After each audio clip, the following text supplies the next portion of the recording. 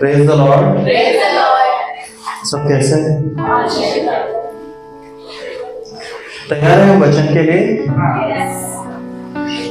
तैयार है प्रतीक? ठीक है, इधर ध्यान दो, वचन की ओर बढ़ते हैं हम लोग। ठीक है, तो आज का मेरा टॉपिक जो है वो है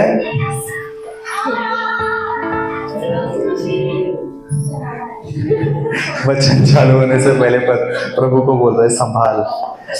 ठीक है, मेरा आज का टॉपिक है अधूरा सुधार, इनकम्प्लीट इम्प्रूवमेंट। ठीक है, अधूरा सुधार। अभी आप लोगों को एक एग्जाम्पल देता हूं। समझो आप लोग नहाने गए हो। ठीक है, नहाने गए हो, आप लोगों ने सोप लगा लिया बॉडी पे और पानी बंद हो गया और घर पे पानी ही नहीं है। ऐसा किसी के साथ हुआ है? नहाने गए हैं और पानी ही खत्म हो गया है। कितना प्रॉब्लम होता है ना, कितना टेंशन वाला बात है। नहाने चले गए और पानी खत्म हो गया घर का, और घर में पानी भर के रखा नहीं है। हमारे घर पे टाकी नहीं है और कोई भी टब भर के नहीं रखा है। क्या होगा उस टाइम पे? नहाना अधूरा हो गया हमारा, और कितना टेंशन रहेगा तभी कि मैं अंदर हूं, बाहर वाला पानी कहां से लाएगा? घर पे पानी नहीं है, नल में पानी बंद हो गया है। ठीक है, वैसे ही कच्चा रोटी खाया है किसी ने? कच्चा रोटी, कच्ची रोटी मैंने खाया है, हॉस्टल में था ना मैं, तो कच्ची रोटी, कच्चा चावल खाए हैं हम लोग। खाने के बाद बहुत ज्यादा प्रॉब्लम होता है, पेट दर्द करता है। तभी भूख लगती है तो खा लेते हैं, लेकिन बाद में बहुत ज्यादा पेट दुखता है। अधूरी चीजें हमें प्रॉब्लम में डालती है। कर तो लेते हैं उस टाइम पे, जैसे नहाना उधर अधूरा रह गया, हमें प्रॉब्लम में डाल दिया। अभी मैं जो बोलूंगा वो सब लोग रिलेट कर सकते हैं। अधूरी बिल्डिंग, अधूरी बिल्डिंग। आप देख रहे हो कि आपकी बिल्डिंग बन रही है, वहां पर वो अधूरी है। ना जाकर वहां पर रह सकते हो और ना उसको बेच सकते हो, क्योंकि आप बीच में फंस गए हो। वो अधूरी बिल्डिंग। कितना तकलीफ होता है जब आप वो बिल्डिंग को देखते हो कि वो बन रहा भी नहीं है, बिल्डर ने रोक दिया है। शायद मैंने मेरा घर तोड़ के वो घर दिया है, या शायद मैंने उसमें इन्वेस्टमेंट किया हुआ है, मैंने वो घर खरीदा हुआ है। ठीक है, और वो अधूरी बिल्डिंग, वहां पर दर्द होता है ना कि मैं अभी कहां रहूं, मुझे भाड़े पे रहना पड़ रहा है क्योंकि मेरी बिल्डिंग अधूरी है। समझ में आ रहा है? अधूरी चीजें हमारे जीवन में कितना तकलीफ देता है, हमें कितना प्रॉब्लम होता है, कितना दर्द होता है। उसी तरीके से एक विश्वासी का जीवन जब अधूरा होता है, उसके अंदर जो बदलाव जो अधूरा होता है, उससे हमें भी प्रॉब्लम होता है और हमारे साथ वाले लोगों को भी प्रॉब्लम होता है। हमारे जीवन में जो हम अधूरे चीजें, जैसे एक विश्वासु होने के लिए जो जरूरत है, वो कभी कभी हम अधूरे रह जाते हैं वो सारे चीजों में। और वो अधूरे चीजों की वजह से उसी तरीके से होता है कि नहाते वक्त जिस तरीके से हमें प्रॉब्लम हुआ, वो बिल्डिंग को देख के जैसे दर्द होता है, वही प्रॉब्लम जब एक विश्वासु अपने जीवन में अधूरा जीवन जीता है, परमेश्वर के राज्य में अधूरा जीता है, तब होता है।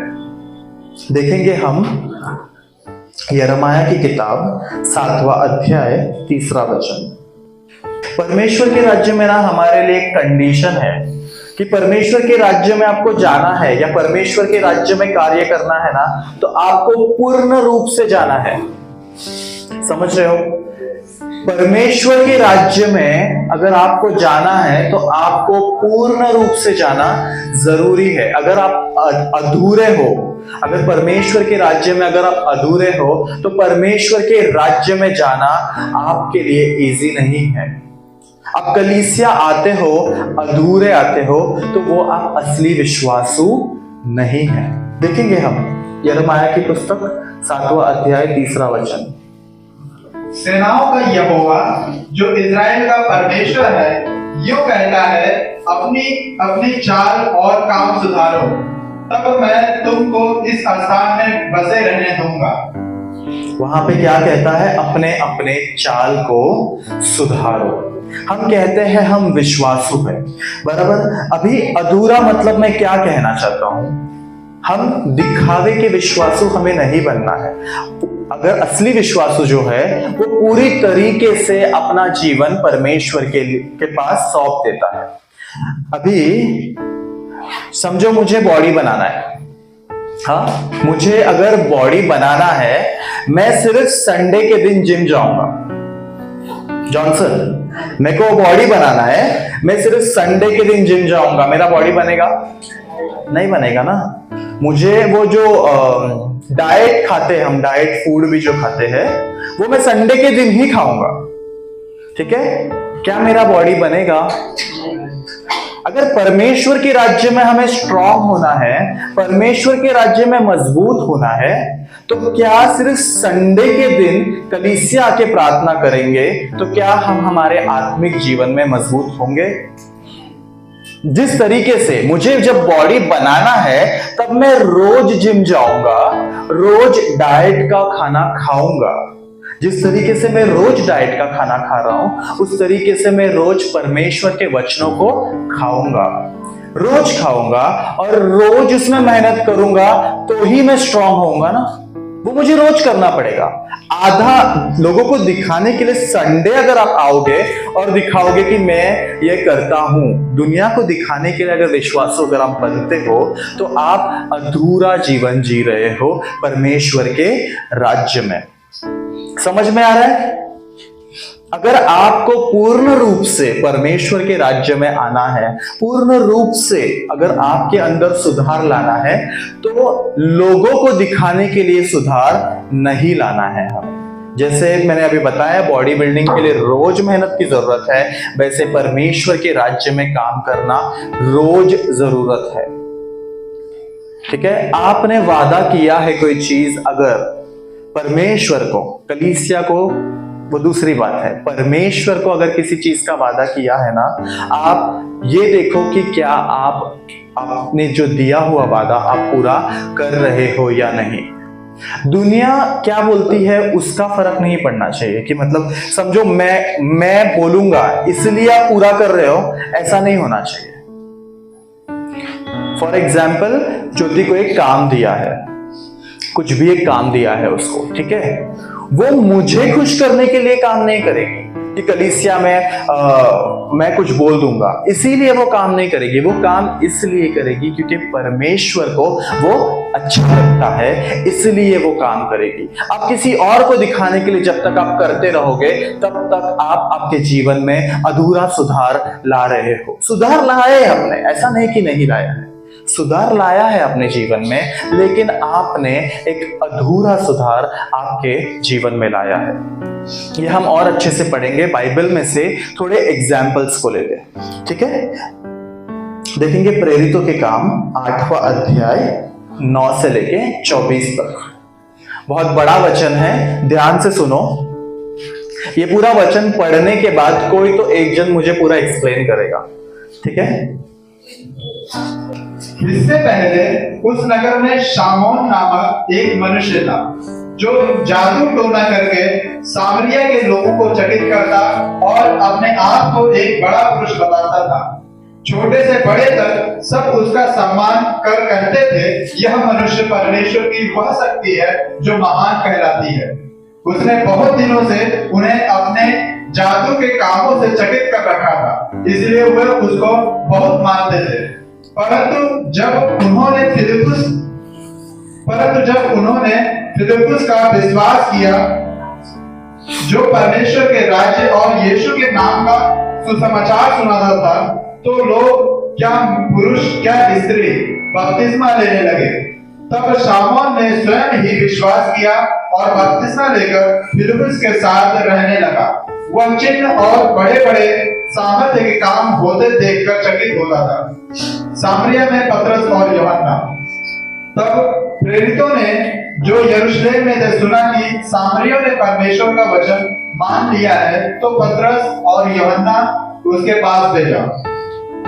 उन्होंने जाकर उनके लिए प्रार्थना की कि वह पवित्र आत्मा पाए, क्योंकि वह अब तक उनमें से किसी पर ना उतरा था। उन्होंने तो केवल प्रभु यीशु के नाम में बपतिस्मा लिया था। तब उन्होंने उन पर हाथ रखे और उन्होंने पवित्र आत्मा पाया। तब शामौन ने देखा कि प्रेरितों के हाथ रखने से पवित्र आत्मा दिया जाता है, तो उनके पास रुपए लेकर कहा, यह अधिकार मुझे भी दो कि जिस किसी पर हाथ रखूं वह पवित्र आत्मा पाए। पतरस ने उससे कहा, तेरे रुपए तेरे साथ नष्ट हो, क्योंकि तूने परमेश्वर का दान रुपयों से मोल लेने का विचार किया। इस बात में न तेरा हिस्सा है न भाग, क्योंकि तेरा मन परमेश्वर के आगे सीधा नहीं। इसलिए अपनी इस बुराई से मन फिराकर प्रभु से प्रार्थना कर, संभव है तेरे मन का विचार क्षमा किया जाए, क्योंकि मैं देखता हूं कि तू पित्त की कड़वाहट और अधर्म के बंधन में पड़ा है। बस वचन ये जितना पढ़ा है किसको समझ में आया? किसको समझ में आया? नीरज शॉर्ट में एक्सप्लेन कर पाओगे? ठीक है कहना तो क्या हुआ है यहां पर? शमौन नाम का एक व्यक्ति था, ठीक है, ध्यान से सुनो सब लोग। शमौन नाम का एक आदमी था, एक व्यक्ति था जो जादू टोना करता था। उसको जादू टोना करना आता था। वो सब लोगों में से थोड़ा अलग था क्योंकि उसको जादू टोना करना आता था। वो क्या बोलते हैं, मेरा चमत्कार करता था, अलग अलग चीजें करके दिखाता था। और वहां पे जो लोग थे ना, उनको लगता था कि ये परमेश्वर की ओर से हो रहा है। उसको बहुत ऐसे ऊपर रखा था लोगों ने, ये देख के कि ये कुछ अलग कर सकता है ये, और परमेश्वर की ओर से है ये समझकर लोगों ने उसको बहुत एक हाई दर्जा दिया था, ऊंचा दर्जा दिया था उस जगह पर, ठीक है। उस समय कौन आया? फिलिपुस आकर लोगों को प्रभु यीशु मसीह के बारे में बताने लगा। प्रभु यीशु, और जब बताने लगा ना तो वहां बहुत सारे चिन्ह और चमत्कार होने लगे। जब चिन्ह और चमत्कार होने लगे तो वहां के लोगों ने प्रभु यीशु मसीह के नाम में बपतिस्मा लिया, ठीक है। जब वहां के लोगों ने बपतिस्मा लिया, तब सिमोन ने क्या किया? रुक जाओ, शिमोन ने क्या किया? शिमोन ने जब देखा कि चमत्कार हो रहा है, शिमोन भी जाकर बपतिस्मा ले लिया। यहां तक स्टोरी समझ में आया? वो करता था जादू टोना, ठीक है। वहां पर फिलिपुस आया, उसने प्रभु यीशु मसीह के बारे में समझाया, और जब सुसमाचार दिया तब वहां पर अद्भुत कार्य होने लगे। वो अद्भुत कार्य देखकर लोगों ने बपतिस्मा लिया और शिमोन ने भी बपतिस्मा लिया।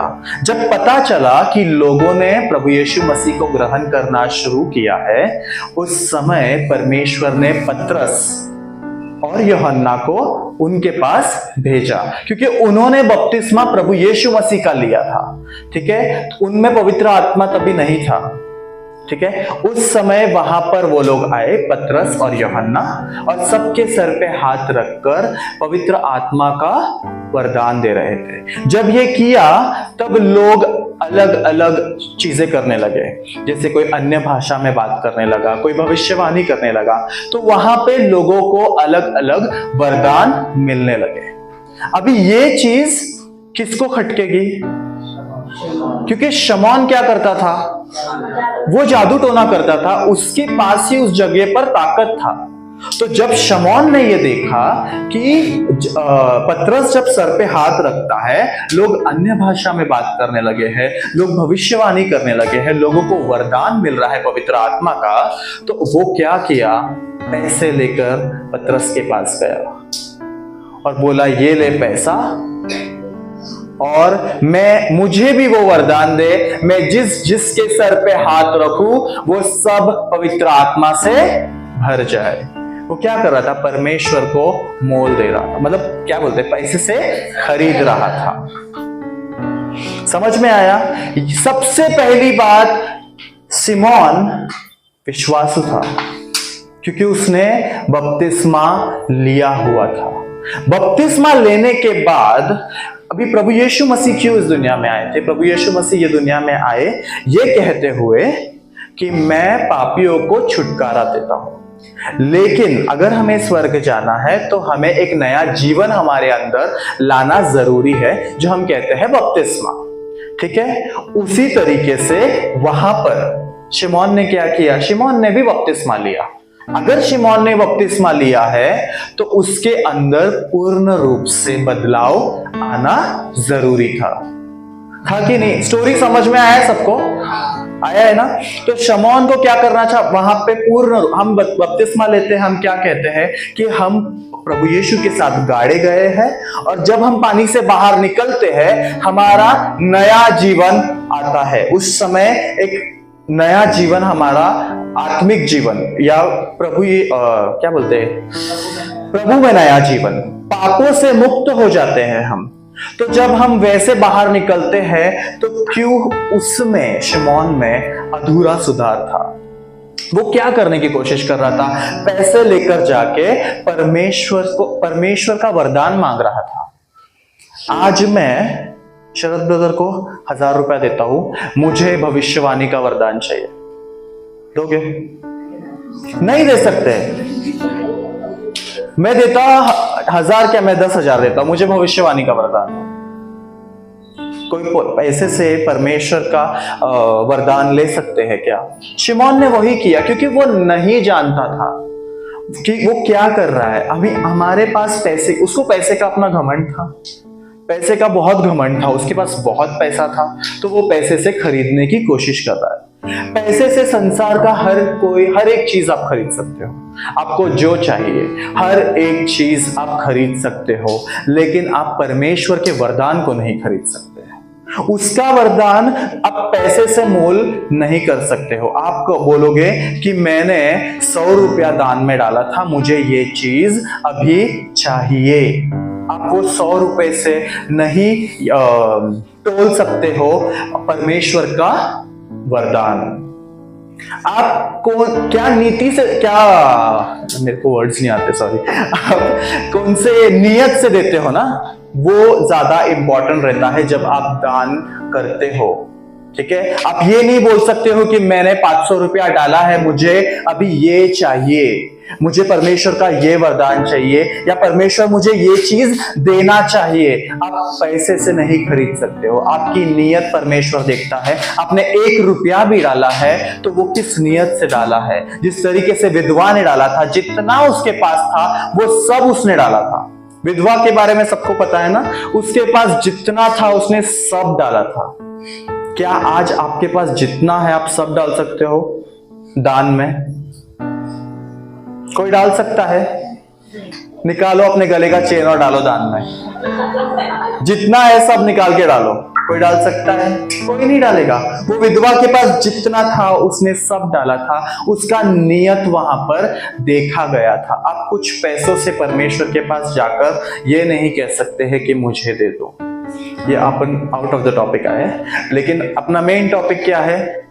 उसने बपतिस्मा लिया था। बपतिस्मा लेने के बाद वो परमेश्वर को समझ ही नहीं पाया था, उसके प्यार को समझ ही नहीं पाया था। वो क्या करने जा रहा था? वरदानों को खरीदने की कोशिश कर रहा था। वैसे ही हम भी करते हैं।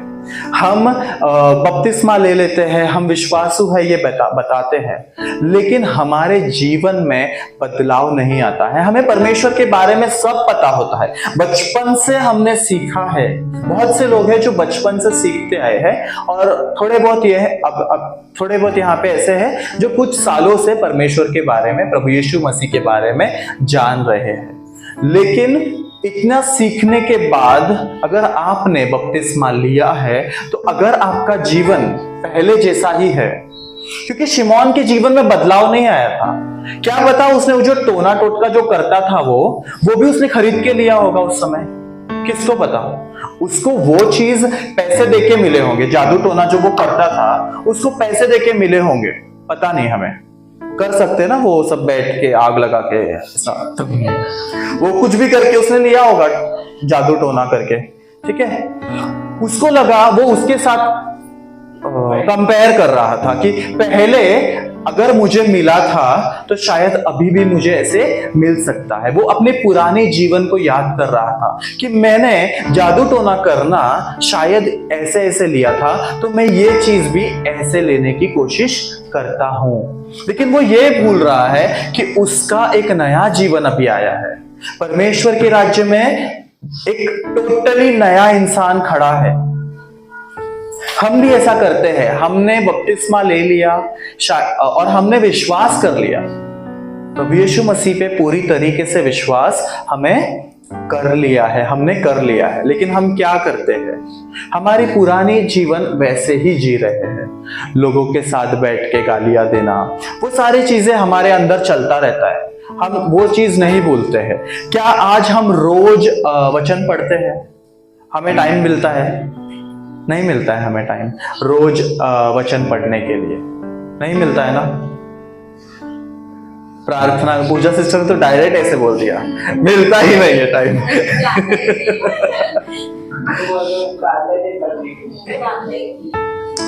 क्या हम रोज प्रार्थना करते हैं?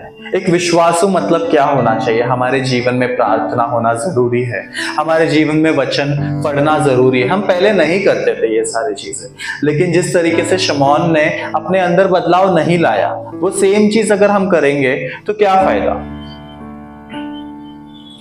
आपको पता है, अधूरा सुधार अविश्वासियों से भी बदतर है। अधूरा सुधार अविश्वासियों से भी बदतर है। आप अविश्वासी बन जाओ, लेकिन आपके जीवन में अधूरा सुधार मत लाओ।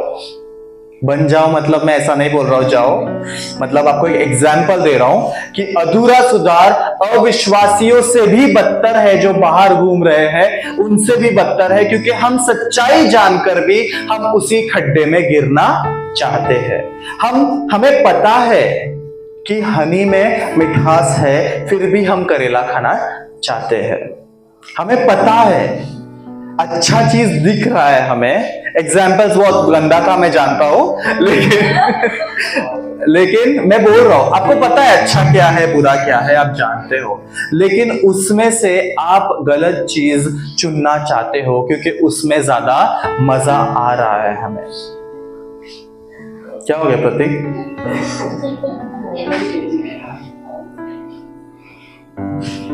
उसको क्या सबसे पहली बात ना, शिमोन के बारे में आप देखोगे ना तो उसको बहुत घमंड हो गया था उसके पैसे का।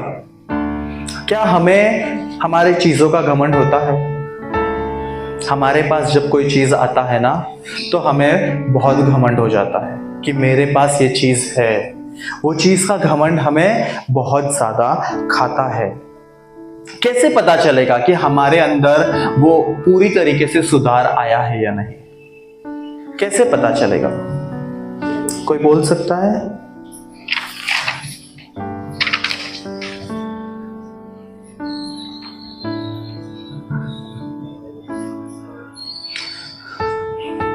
हमारे अंदर वो फल दिखने चाहिए, बस ये बहुत सिंपल है। हर वचन में हम सुनते हैं कि आत्मिक फल हमारे अंदर दिखना जरूरी है। वो आत्मिक फल अगर हमारे अंदर दिखता है तो हमारे अंदर वो बदलाव आ गया है।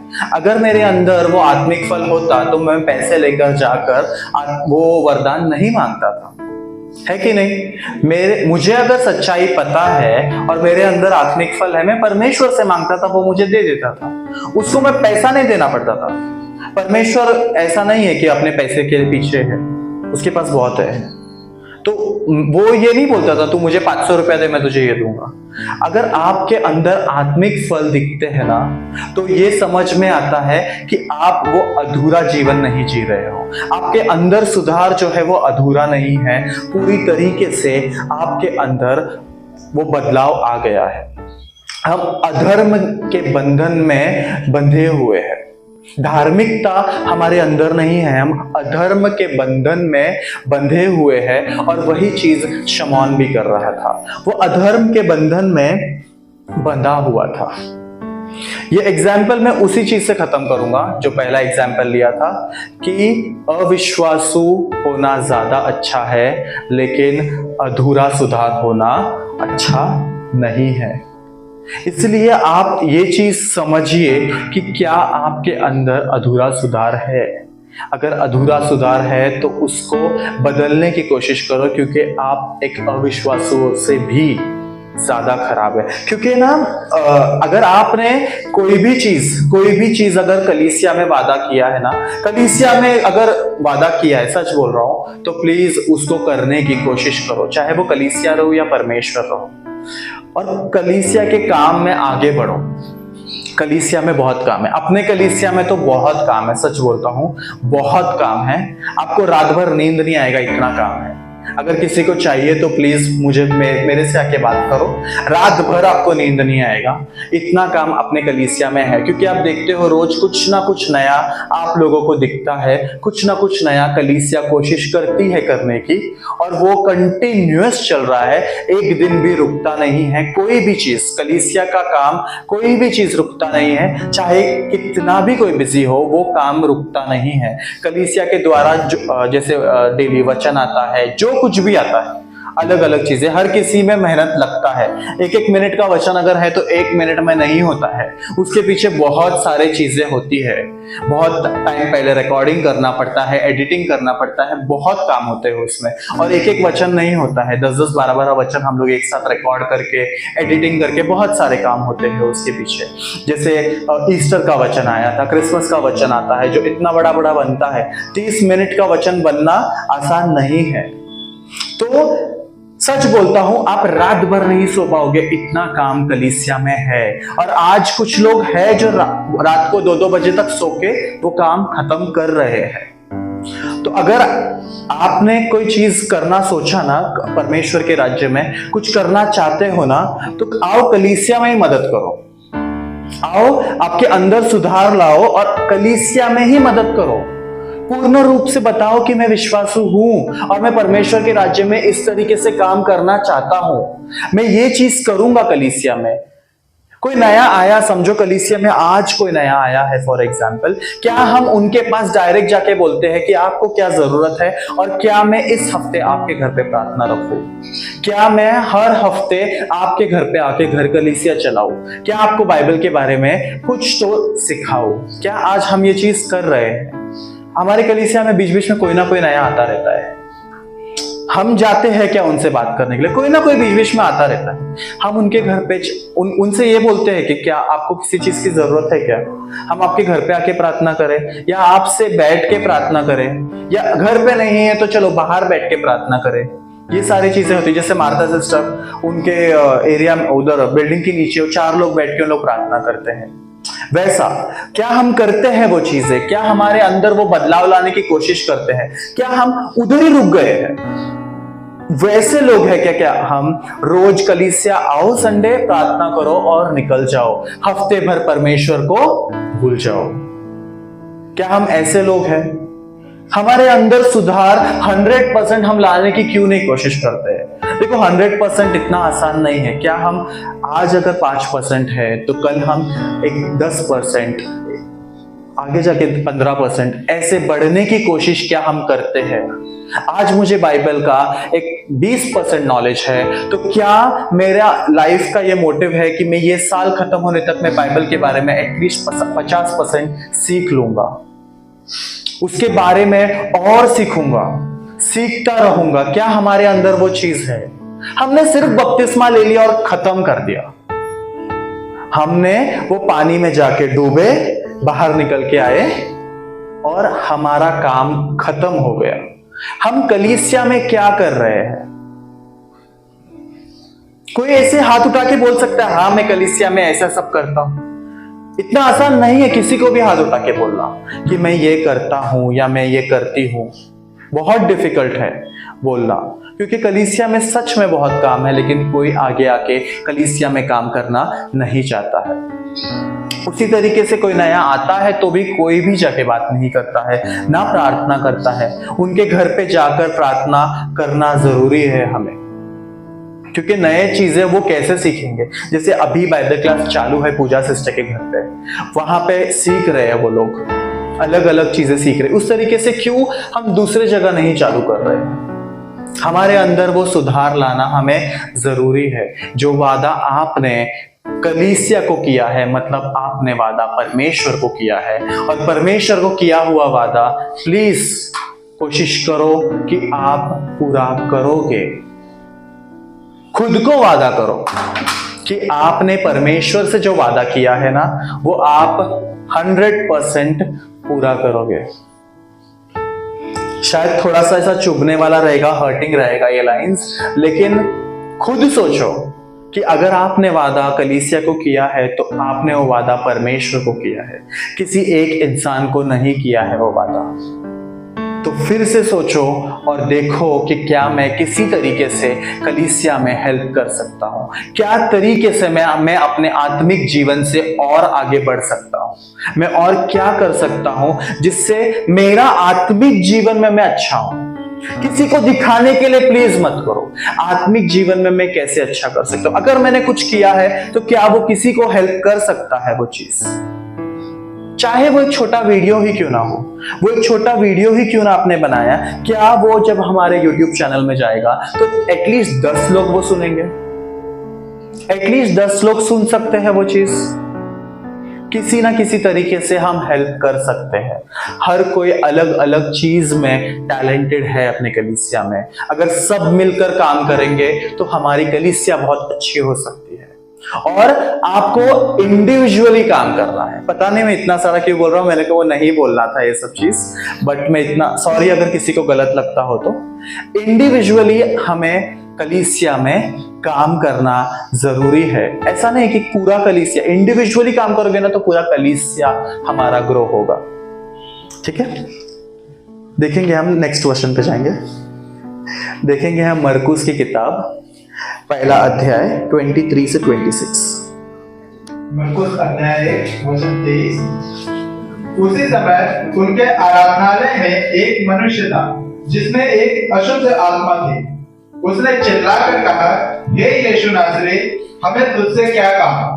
क्या तू हमें नष्ट करने आया है? मैं तुझे जानता हूँ, तू कौन है, परमेश्वर का पवित्र जन। यीशु ने उसे डांट कर कहा, चुप रह और उसमें से निकल जा। तब अशुद्ध आत्मा उसको मरोड़कर और बड़े शब्द से चिल्लाकर उसमें से निकल गई। अब यहाँ पे क्या हुआ है, एक भीड़ में लोग बैठे हुए थे, उसमें एक आदमी था जिसके अंदर अशुद्ध आत्मा थी। अभी वो आदमी कौन है? विश्वासु है ना, विश्वासु है, इसीलिए वो वहां पर बैठा था। कोई भी आके नहीं बैठेगा यहाँ पर। हर कोई प्रभु यहाँ पे बैठे हुए हर कोई प्रभु यीशु मसीह पे विश्वास करता है? कोई है जो नहीं करता है? हाथ उठाओ।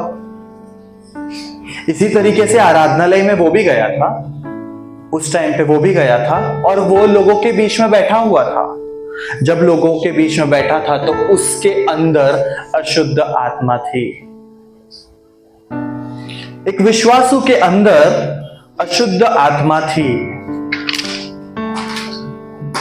समझ में आ रहा है ये कितना ऐसा हर्टिंग लगता है ना, कि विश्वासु है जो प्रभु यीशु मसीह को मानता है, जो प्रभु यीशु मसीह के बारे में जानता है, जो प्रभु यीशु मसीह और परमेश्वर की आराधना करता है, वो उसके अंदर एक ऐसी आत्मा है, दुष्ट आत्मा है।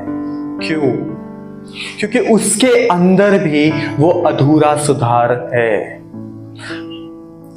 बहुत से लोग आते हैं कलीसिया सिर्फ दूसरों को बताने के लिए कि मैं विश्वासु हूं। जब हम दिखावा करते हैं ना, जब हमारे अंदर सिर्फ ये रीजन होता है कि मैं विश्वासु हूं, ये दिखाने के लिए मैं कलीसिया आता हूं, किसी और को दिखाने के लिए मैं कलीसिया में काम करता हूं, तो मैंने जैसे बोला मैं अधूरा जीवन जी रहा हूं, तो तभी मेरे अंदर पवित्र आत्मा नहीं है। उस समय जब आप किसी और को दिखाने के लिए कुछ करते हो, आपके अंदर पवित्र आत्मा नहीं है। और जब पवित्र आत्मा नहीं है तो आप क्या हो? खाली हो। सही बात है ना? जब पवित्र आत्मा आपके अंदर नहीं है तो आप क्या हो? खाली हो। आप क्या कर रहे हो? धोखा दे रहे हो। धोखा दे रहे हो। किसको धोखा दे रहे हो? परमेश्वर को धोखा दे रहे हो। परमेश्वर को धोखा दे रहे हो और खुद को भी धोखा दे रहे हो, ये बता के कि आप ढोंग कर रहे हो ना, ये बता के कि मैं विश्वासु हूं। उस समय आपका जो शरीर है पवित्र आत्मा से नहीं भरा है, वो खाली है। जब खाली होता है ना, तो शैतान अपनी सारी सेनाओं को लेकर आपके अंदर आता है। क्योंकि खाली घर है ना, खाली जगह मिल गया तो वो पूरी सेनाओं को लेके आपके अंदर आता है। दुनिया के हिसाब से आप होंगे विश्वासु, लेकिन शैतान बहुत अच्छे से जानता है कि ये इंसान पवित्र आत्मा से भरा हुआ है या ढोंग कर रहा है, और उस शरीर में बराबर जाके घुसता है। और जब आप वो अधूरा जीवन जीते हो ना, लोगों को खुश करने वाला जीवन जब भी आप जीते हो ना, तब शैतान को बहुत अच्छा लगता है और उसी शरीर में वो घुसता है। क्योंकि और शैतान क्या करता है मालूम है? वो शैतान घुसता है अंदर, ठीक है, और घुसने के बाद वो आपको क्या फील कराता है मालूम है? कि नरक का जो मौत है, नरक की जो तकलीफ है ना, उसको आपको फील करने नहीं देगा। वो उसमें कितनी तकलीफ है वो आपको फील नहीं करने देगा। इसके लिए हमें सुना होगा लोगों के मुंह से कि मैं तो नरक में ही जाने वाला हूं। लोगों को नॉर्मली बोलते हुए सुना होगा, मैं तो नरक में ही जाने वाला हूं, मैंने पाप ही इतना किया है कि मैं नरक में जाऊंगा। अपने विश्वासु भी ये बोलते हैं हाँ, कि मैंने पाप ही इतना किया है कि मैं नरक में जाऊंगा। क्योंकि नरक की मौत कितना तकलीफ देगा, ये चीज शैतान हमारे दिल में आने नहीं देता है। क्योंकि आपने आपके अंदर को खाली रखा है, परमेश्वर की बातों से नहीं भरा है, पवित्र आत्मा आपके अंदर नहीं भरा हुआ है, इसीलिए शैतान अपनी 7 बहनों को लेके आपके अंदर आ गया। ठीक है, उसकी बहनों को लेके वो अंदर आ गया है। आओ बहन नाश करे, वो है ना, आओ बहन चुगली करे, वैसे ये आज शैतान आता है, आओ बहन नाश करे। वो शैतान आएगा, अपनी 7 बहनों को, आपके शरीर को नाश करेगा, क्योंकि आपके अंदर अधूरा सुधार है।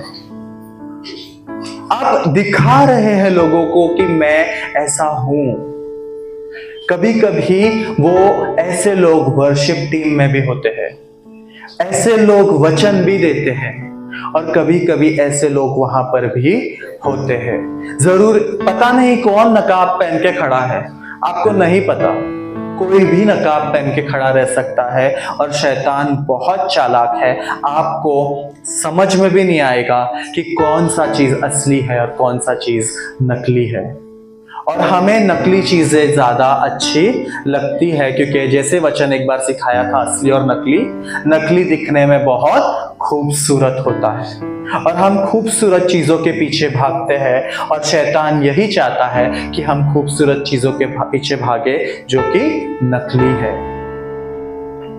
इस तरीके से मैं वही समझाने की कोशिश कर रहा हूं कि खुद को खाली मत रखो, खुद को पवित्र आत्मा से भरो। जब हम पवित्र आत्मा से भरते हैं, किस तरीके से भरते पवित्र आत्मा से? जब हम वचन को पढ़ते हैं, हम प्रार्थना करते हैं, और जब हम 4 लोगों को बीच में बैठते हैं, तभी हमें दिखावा नहीं करना है। जब तक आप दिखावा करते हो तो आप ढोंग में रहते हो, अंदर से खाली रहते हो, पवित्र आत्मा से नहीं भरे रहते हो, तब शैतान आपके अंदर आता है। जिस तरीके से उस आदमी के अंदर, उस बड़ी भरी भीड़ में, विश्वासुओं के बीच में एक आदमी था जिसके अंदर दुष्ट आत्मा था, उसी तरीके से हमें पता नहीं, जब एक क्राउड में बहुत सुंदर सा दिखने वाला इंसान जो यहाँ पर खड़े रह के वचन दे रहा है या वर्शिप कर रहा है, उसके अंदर दुष्ट आत्मा है। मुझे मत देख ठीक है, देखेंगे हम गिनती की किताब 25वां अध्याय 1 से 9।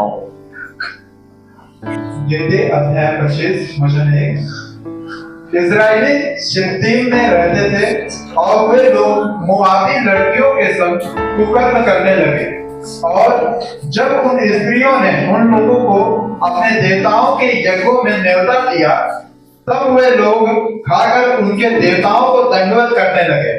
यो इजरायली बाल को देवता को पूछने लगे। तब यहोवा का कोप इजराइल पर भड़क उठा और यहोवा ने मूसा से कहा, प्रजा के सब प्रधानों को पकड़कर यहोवा के लिए धूप में लटका दे, जिससे मेरा भड़का हुआ कोप इजराइल के ऊपर से दूर हो जाए। तब मूसा ने इजरायली न्यायियों से कहा, तुम्हारे जो आदमी बालकोर के संग मिल गए हैं उन्हें घात करो। जब इजरायलियों की सारी मंडली मिलाप वाले तंबू के द्वार पर रो रही थी, तो एक इजरायली पुरुष मूसा और सब लोगों की आंखों के सामने एक मिद्यानी स्त्री को अपने साथ अपने भाइयों के पास ले आया। इसे देखकर एलीआजर का पुत्र फिनहास, जो हारून याजक का पोता था, उसने मंडली में से उठकर हाथ में से एक बर्छी ली और उस इजरायली पुरुष के डेरे में जाने के बाद वह भी भीतर गया और उस पुरुष और उस स्त्री दोनों के पेट में बर्छी भेज दी। इस पर इजरायलियों में जो मरी फैल गई थी वह थम गई और मरी से 24,000 मनुष्य मर गए। पर आप लोगों को बता देता हूं कि वहां पर क्या हुआ था। किसी को समझ में आया है क्या वचन में क्या हुआ है? ठीक है, तो हाँ, तो यहाँ पे क्या हुआ, इजरायलियों के बीच में एक मरी फैल गई थी। ठीक है, उन लोग क्या कर रहे थे, मुआबी स्त्री, वहां के दूसरे जगह के स्त्री, मुआबी स्त्रियों के पास जाकर वो कुकर्म कर रहे थे, गलत काम कर रहे थे वहां के औरतों के साथ।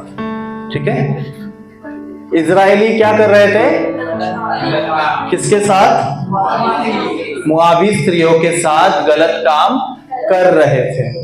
ठीक है, उसके साथ गलत काम तो कर रहे थे, उसके साथ मुआबी स्त्री लोगों ने क्या किया, वो इजरायलियों को अपने साथ लेके गए और उनके जो देवी देवता है उनको दंडवत करने लगाया। ठीक है, क्या करने लगाया, दंडवत करने लगाया। बालपूर करके कोई उनका देवता था, उनको उन्होंने दंडवत किया। ठीक है, वो भी कर लिया, पहले तो स्त्रियों के साथ कुकर्म किया, उसके बाद दंडवत किया। इजरायली कौन थे, परमेश्वर के लोग थे। उन्होंने कितने सारे चिन्ह और चमत्कार देखे थे उनके जीवन में। क्या आपने समुद्र को 2 भाग होते हुए देखा है? वो लोगों ने देखा है समुद्र को 2 भाग होते वक्त, इजरायलियों ने देखा और उसके बीच से चले हैं वो। कितना अच्छा मौका, कितना अच्छा वो रहेगा कि समुद्र के बीच में चले हैं, वो कोई नहीं कर सकता, हम नहीं कर सकते हैं। ये चीज वो लोग देखने के बाद भी उन लोगों ने किसी और को दंडवत किया। उन लोग स्त्रियों के साथ कुकर्म कर रहे थे, तो इसलिए वहां पर मरी फैल गई थी, लोग मरते जा रहे थे। इधर तक स्टोरी समझ में आया है? प्रतीक समझ में आया? उसके बाद क्या हुआ, मरते जा रहे थे तो उन लोग प्रार्थना करने लगे। इन लोग के साथ मूसा भी था, इन लोग प्रार्थना करने लगे। उस टाइम एक आदमी में इतना डेयरिंग था, वो एक मुआबी स्त्री को लेकर उसके भाइयों के पास जा रहा था मूसा के सामने से, फिर से गलत काम करने के लिए। इन लोग सब रो रहे हैं यहाँ पे, यहोवा से दुहाई दे रहे हैं कि मेरे लोग बच जाए, क्योंकि एक के पीछे एक लोग मरते जा रहे हैं और ये सारे परमेश्वर के बच्चे हैं, सब विश्वासु है, मतलब परमेश्वर को मानने वाले लोग हैं। और उनके बीच में से एक आदमी एक मुआबी स्त्री को लेके जा रहा है साथ में। उसमें कितना ज्यादा डेयरिंग है, इधर सब रो रहे हैं और ये ऐसा लिख, तो उसमें से एक आदमी गया और उसने दोनों को मार डाला। किसको? वो स्त्री को भी मारा और वो आदमी को भी मार डाला। जब मारा ना, तभी वो मरी खत्म हो गई, लेकिन तब तक 24,000 लोग मर गए थे। उन लोगों के गलत काम के वजह से 24,000 लोग मर गए थे। इजरायली लोग ऐसे थे ना, मतलब वो कुत्ते की दुम बोलते हैं ना, वो कभी सीधे ही नहीं होते थे। उनको बार बार चमत्कार होता था, अलग अलग छोटे मोटे चमत्कार नहीं देखा है उन लोगों ने, बड़े बड़े चमत्कार उन लोगों ने परमेश्वर की ओर से देखा था, लेकिन फिर भी वो वही करते थे जो वो चाहते थे। बार बार उनको गटर में गिरना था, जाते थे फिर से जाके गिर जाते थे, और कुछ ना कुछ उनके जीवन में प्रॉब्लम आता था, फिर परमेश्वर का कोप आता था, फिर वो फिर से सही हो जाते थे, फिर से वही करते थे बार बार। वो सिर्फ उनको अच्छा चीज उनको सुनना था, उनको बदलाव वाली चीजें उनमें नहीं लाने थे। जिस तरीके से हम करते हैं ना, हमें सिर्फ आशीष वाले बातें सुनना पसंद है, ऐसे चीजें करना पसंद है जिससे हमें आशीष मिले, परमेश्वर का आशीष मिले, ऐसी चीजें हम करेंगे। लेकिन ऐसा कोई चीज हमारे सामने रख दिया कि हमें ये बदलाव लाना है परमेश्वर के राज्य में, तो हम वही करेंगे जो हमारी इच्छा है, हम वही करेंगे। उस टाइम पे हम बदलाव लाने की कोशिश नहीं करेंगे, लेकिन वो बदलाव आगे जाके आपको कितना बड़ा आशीष लाएगा वो आपको नहीं पता है। वो बोलते हैं बूंद बूंद से घड़ भरता है, वैसे आप थोड़ा थोड़ा मेहनत अगर अब भी करोगे ना, तो ही आगे जाके आपको उसमें उसका फल दिखाई देगा जो आपने मेहनत परमेश्वर के राज्य में अभी किया है। क्योंकि वो बदलाव लाना आपको कोई आशीष नहीं देगा, ऐसा आपको लगता है, और आशीष मिलने वाले कार्य आप करने की कोशिश करते हो, लेकिन बदलाव वाली चीजें आपके जीवन में लाना आपको पसंद नहीं है। कहां तक अभी यहां पे क्या हुआ था, उन लोगों ने अपने अंदर ही अपने मर्जी से चीजें कर रहे थे, गलत काम कर रहे थे, लोग मरते गए। लेकिन गलती जिसने नहीं किया वो भी भुगत रहे थे ना वहां पर, वो भी तो वहां पे भुगत रहे थे। हाँ, जब नहाने गए थे, जब पानी खत्म हो गया था, तो बाहर वाला इंसान भी तो पानी ढूंढने गया था ना, उसको भी तो तकलीफ दिया आपने, है कि नहीं? रोटी जिसने कच्चा बनाया, खाने वाले को भी तकलीफ हुआ, बनाने वाले ने गाली भी सुना। जब आप में अधूरा सुधार, ये एग्जाम्पल पहले लिया था वही वापस बोला है मैंने, आपके अंदर कोई नए बैठा है तो इसके लिए बोला, आपके अंदर अगर आप अधूरा सुधार लाते हो ना, तो प्रॉब्लम सिर्फ आपको नहीं झेलना पड़ता है, आपके साथ वाले लोगों को भी वो प्रॉब्लम फेस करना पड़ता है, खुद को नहीं।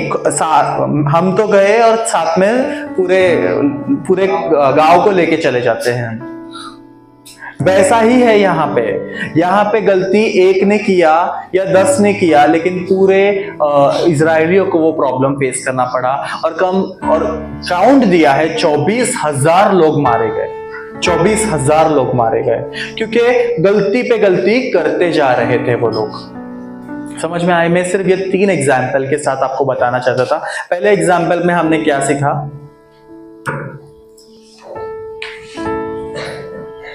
कोई बता सकता है?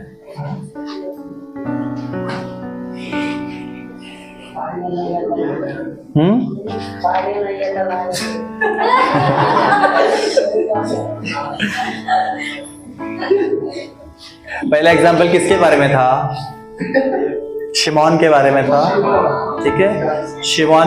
शिमोन ने क्या किया था? पैसे से वरदान खरीदने की कोशिश की। दूसरा क्या था? विश्वासियों के बीच में एक दुष्ट आत्मा था। और तीसरा इजरायलियों के बारे में था जो कुकर्म करते थे, जब परमेश्वर के बारे में जानने के बाद भी उनके अंदर वो सुधार नहीं लाते। एक आखिरी का वचन लूंगा मैं, 1 तिमोथी 1 अध्याय 18 और 19। तिमोथियस, उन भविष्यवाणियों के अनुसार जो पहले तेरे विषय में की गई थी, मैं यह आज्ञा समझता हूँ कि तू उनके अनुसार अच्छी लड़ाई को लड़ते रह और विश्वास और उस अच्छे विवेक को थामे रह, जिसे दूर करने के कारण कितनों का विश्वास रूपी जहाज डूब गया। आमीन। यहाँ पे क्या बोला है कि हमें रोज लड़ाई करना है। किसके साथ लड़ाई करना है? एक दूसरे के साथ नहीं लड़ना है। ये आत्मिक लड़ाई है जो हमें शैतान के साथ करना है, हमारे बाजू वाले के साथ लड़ाई नहीं करना है। यहाँ पे ऐसे बोला है कि हमारा आत्मिक लड़ाई हमें करना है शैतान के साथ। एक विश्वासु लड़ाई करने वाला इंसान होता है, बोलते हैं ना झगड़ेलू इंसान है, झगड़ेलू नहीं लड़ाकू इंसान है। एक विश्वासु जो है ना वो लड़ाकू होता है, लेकिन वो सिर्फ शैतान के साथ लड़ने वाला होना चाहिए। और हमें रोज लड़ना जरूरी है, क्योंकि रोज शैतान आपको परेशान करेगा और रोज लड़ना जरूरी है। जिस दिन आप लड़ना छोड़ दोगे आपका विश्वास रूपी जहाज डूब जाएगा। हमें हमारा जहाज खुद संभालना है और हमें उसे डूबने नहीं देना है। और जो बदलाव हमारे अंदर हम लाने की कोशिश करते हैं वो अधूरा ना होते हुए पूरा करने की कोशिश करते रहो, और एक दिन हम 100% करेंगे। आमीन।